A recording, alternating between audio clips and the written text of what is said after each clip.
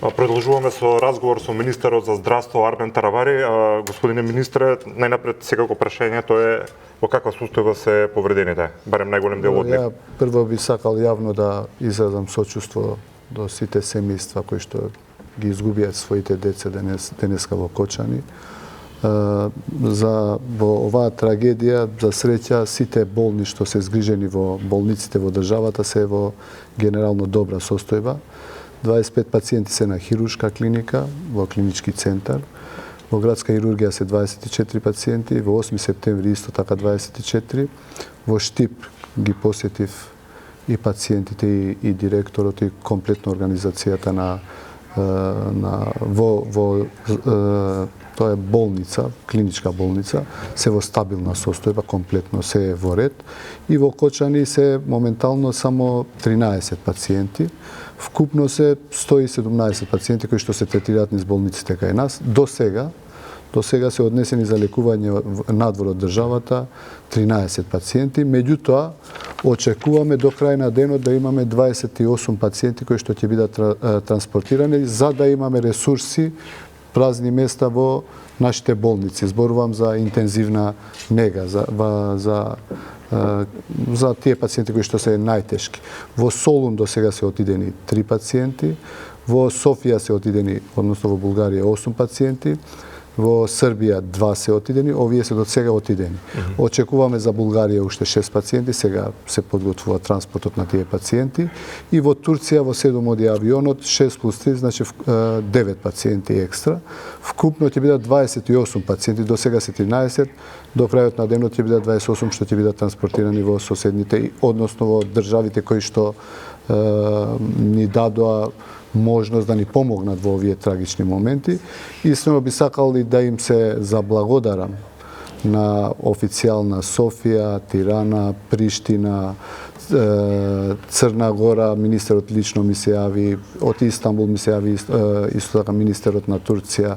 Со сите овие министри се слушнав лично и ни излегува во пресред да имаме поголеми капацитети во државата, тие да згрижат еден дел од пациентите кои што се во потешка состојба. Да, колкав е бројот на оние пациенти кои што се во тешка состојба? Да речеме што се во животно загрозувачка. Околу 20 беа, меѓутоа веќе тие се распределени во, ви кажав, надвор од државата и се надевам дека ќе имаат најдобар можен третман. Јас сум сигурен дека повеќето од овие пациенти, јас сум сигурен дека сите се надевам ќе преживеат и ќе бидат во добра состојба. Се надевам освен овие што се починати, нема да има други случаеви кои што ќе ги кажеме дека почина. Да, а што се однесува до типот на повредите на лицата, се работи за изгореници, вдишување на чад? Генерално се изгореници, меѓутоа има и нормално вдишување на чад што причинува и едем, односно оток во дишните патишта и тоа после комплицира. Така, состојбата на пациентите сега е перфектна. Меѓутоа, во меѓувреме може да се случи одеднаш да се развие едем, затоа сме внимателни во изјавите, затоа и целата екипа со кризниот штаб во Министерството за здравство од наутро се активни, тука се сите директори од хирургија и сите други од екипата во Министерството за здравство. Ја исто така би сакал да им се заблагодарам и на колегите, искрено и на медицинскиот персонал, кај што отидов. Значи и во Кочани, и во Штип, повеќе колеги кои што не биле дежурни, дошле специјално не само од Штип и од Кочани, туку и од соседните градови кои што слушнале за ова, доброволно да се солидаризираат со состојбата и помогна и во клинички центар, гледам како функционира, таму сум генерално сместен. Сега ќе одам од тука, одам во 8 септември да видам, меѓутоа нон-стоп сме во комуникација со директорот на 8 септември и на градска болница. Да, имаше информации дека дел од повредените били со скршеници, односно нагнечувања, практично дека тоа стапендо кога излегувале луѓето кога бегале дека и се само повредиле. Има многу малку такви пациенти, тоа не се, да речам, многу проблематични пациенти, поголем проблем прават изгорениците. Така да хируршкиот третман на пациентите кои што имаат скршеници, фрактури Јас се надевам дека деновите кои што се пред нас ќе бидат третирани и тоа е надвор од животна опасност. Да, ја спомнавте солидарност и помошта што ни ја дадоа соседните земји. Колку беше тоа клучно за вас како или за нас како држава и како здравствениот систем поуспешно да се справи со ова? Видете, нема поубаво кога ќе видиш пријатели ти се јавуваат во лоши моменти.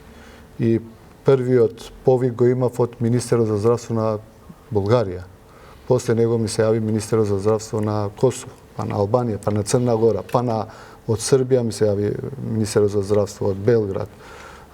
Исто така нашата екипа беа и со Грција нонстоп во комуникација. Министерот за здравство на Турција лично ми се јави. Така нема подобра работа кога си во тешка ситуација, иако можеби сами ќе можевме да го менаџираме ова, но ова ни олеснува. Дишеме полесно, да речам, имаме капацитети, ако уште нешто се комплицира што се уште е стабилно, да речеме, имаме ресурси, резервни ресурси, така да се осеќаме многу покомотно. Вие пред малку имавте и владина седница ворена, усвоивте повеќе заклучоци, дали имаше освен прогласувањето на ден на жалост и тие што се инспекции ворени што ќе се направат во сите угостителски, дали усвоивте нека друга одлука? Тоа беше за вонредна состојба и ден на жалост што ќе бидат 7 дена денови на жалост во нашата држава и за хуманитарна помош која што може евентуално да се даде од другите држави за Македонија. Да, член сте на владата, министер, политичко едно прашање, зошто како држава не ги извлековме пуките од минатото што ни се случува?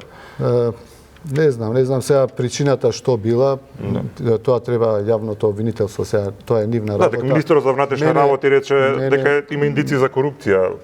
Не знам, тоа нека објаснат судовите, обвинителствата.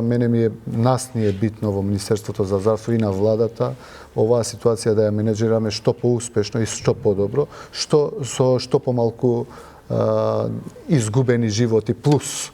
Значи, тие што се спасени, барем овие да ги одржиме и да нема плюс некој почнат. Да, што ви треба за да ви се помогне? Вела дека има доволни количества на крв, има отворени телефони, црвени од крв се собираат некои пари, дали ви треба сега реално некаква помош? Не, финансиски средства не ни требаат. Лекови имаме, све медицински материјал све имаме, крв и крвни деривати се имаме, значи немаме потреба едноставно од човечки ресурси сега или од да речам пари, финансиски средства, не ни треба, се е покриено, така да само ни требаше оваа поддршка што ни ги дадоа нашите пријатели, ги спомнав државите за кои што сум навистина многу благодарен. Да, видовме дека дел од приватните клиники исто така понудија помош. Исто така да, 4 пациенти се, меѓутоа доброволно 4 пациенти се во нашите приватни болници. Морам да нагласам дека и тие ни понудија сите нивни ресурси што имаат, дека ги имаме на располагање. Министер, не би ве задржувал повеќе, знаеме сите каков ден имате обврска и благодарам што дојдовте време што дојдовте во Канал 5. Ви благодарам за можност. Да.